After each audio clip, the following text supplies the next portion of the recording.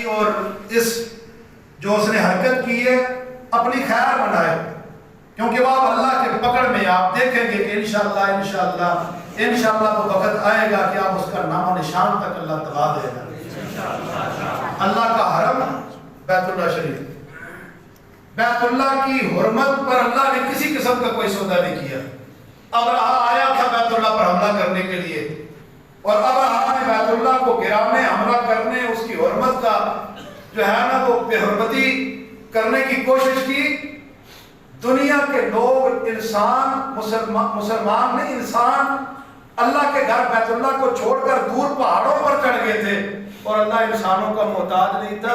اللہ نے اپنی فوج چھوٹی چھوٹی ابابیلیں بھیج کر ہاتھی والوں کے اوپر کنکر دے مارے، جو انہیں پتھر، جو چھوٹے چھوٹے کنکر تھے جو انہیں ایٹم بم سے زیادہ لگے، ہاتھی والوں کا نام و نشان ختم کر دیا۔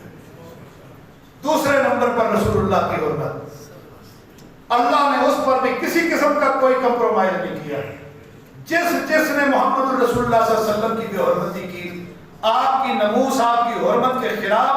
اس نے رسول اللہ صلی اللہ علیہ وسلم کی بے حرمتی کی، اس نے خیال نہ رکھا، اللہ نے اس کو بھی دنیا میں ذلیل ہوتا ہوا لوگوں کے سامنے کیا۔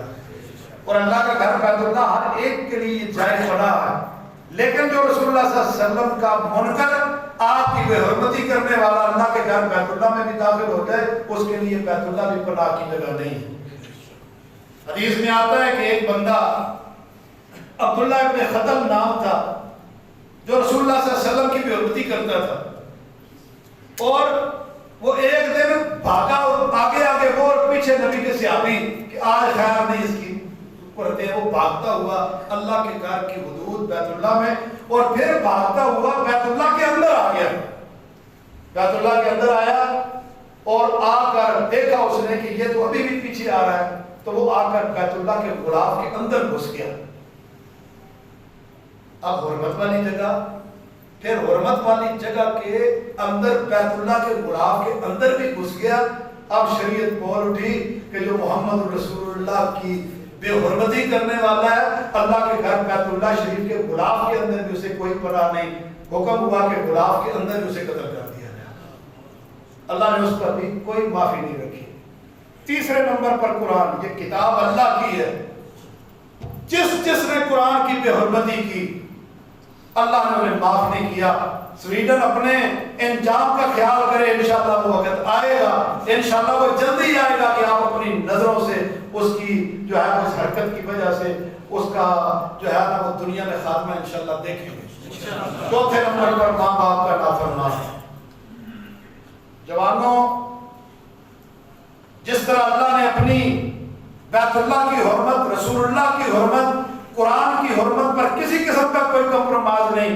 دنیا میں ماں باپ کی حرمت پر کوئی کمپرومائز نہیں۔ آپ کہیں کہ بندہ ماں باپ کا نافرمان ہو اور دنیا میں کوئی مقام پا لے، اس کی بھول ہے۔ تو میں راولپنڈی سے، آپ احباب کی وساطت سے، آپ کے اسٹیج فیصل آباد میں یہاں پر بیت رضوان مسجد میں کھڑے ہو کر آپ احباب کے سامنے اس چیز کا اعلان کرتا ہوں کہ ہم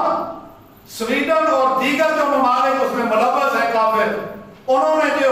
اس طرح کی گھٹیا حرکت کی اور مسلمانوں کے دلوں کو ایک خوشی کے موقع پر ابھارنے، اشتعال دینے کی کوشش کی، ہم اس کی پرزور مذمت کرتے ہیں، ہم اس کی پرزور مذمت کرتے ہیں، اور حکومت وقت سے کہتے ہیں کہ کچھ کام ہیں جو لوگوں کے کرنے والے ہیں، کچھ کام ہیں جو حکومتوں کے کرنے والے ہیں۔ ہم اپنے ملک کے لیول پر تو کچھ کر سکتے ہیں، یہ انٹرنیشنل کام یہ حکومتیں کر سکتی ہیں۔ اگر تمہارے سے اور کچھ نہیں ہوا، مہنگائی ختم نہیں ہوئی، غربت ختم نہیں ہوئی، ملک میں امن امان کا مسئلہ ختم نہیں ہوا، آپ سے اگر اور کچھ بھی نہیں نہ ہوا، کرسی کے رو رہے ہو، کوئی ایک آتا ہے دوسرا چلا جاتا ہے، عافیہ بھی آزاد نہیں ہوئی، غربت بھی ختم نہیں ہوئی، سارے کام نہیں ہوئے، کم از کم اس کام کے لیے اکٹھے ہو جائے اور اللہ کے قرآن کی خاطر اپنے آپ کو پیش کر دیں اور انٹرنیشنل لیول پر اس آواز کو بلند کریں کہ جس نے یہ کیا ہے وہ گھٹیا حرکت کی ہے، وہ اپنی معذرت لوگوں کے سامنے پیش کرے۔ اللہ مجھے آپ کو عمل کرنے کی توفیق عطا فرمائے۔